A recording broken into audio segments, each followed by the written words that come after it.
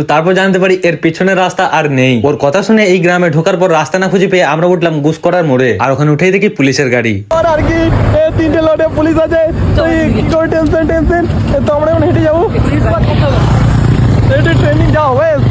তারপর সামনে একটা নৌকা দেখতে পাই, নৌকাতে গিয়ে কিছুক্ষণ পোজ মেরে দিলাম। কাকা তোমাকে না বলে নৌকাতে চেপেছিলাম, বলার আর টাইম পাইনি, যদি ভাড়া ফাড়া লাগে তাহলে মাপ ফাপ করে দিও। তারপর আরো কেন ভাই বিনা কি কলা গাড়ি সেলফ স্টার্ট না নেওয়ার জন্য এটাকে ঠিলে স্টার্ট করতে হলো। আর যেহেতু টাইম অনেকটা হয়ে গিয়েছিল তাই খাওয়া দাওয়াটা এখানেই কমপ্লিট করলাম। এবার তোমরা কমেন্ট করে জানো আমাদের এই কয়েকজনের মধ্যে কার জন্য মেয়ে দেখতে আসতে পারি। আমি তো অবশ্যই রিভিল করবো বিয়ে ঠিক হওয়ার পর, তার আগে তোমরা গেস করে জানাও। আর হ্যাঁ, মেয়ে নিজে তার মুখ দেখাতে চাইনি, যার কারণে মেয়ের মুখ দেখাতে পারলাম না। আর আমার আগের বেশ কিছু কয়েকটা ভিডিওতে তোমরা অনেক ভালোবাসা দেখিয়েছো, আর আগেও এভাবেই ভালোবাসা দেখিয়েছো। এবং আমার আগের ভিডিওতে কমেন্ট করেছিল শিউড়ি থেকে পিঙ্কি চৌধুরী, বোলপুর থেকে টাইটেল, ফুটিসাগর থেকে স্যাড গার্ল প্রিয়াঙ্কা। তোমাদের মধ্যে যাদের নামগুলো আমি আমার ভিডিওর মধ্যে নিতে পারলাম না, তোমরা কমেন্ট করে যাও কোন জায়গা থেকে দেখছো, নেক্সট ভিডিওতে তোমাদের নামগুলোও পড়বো।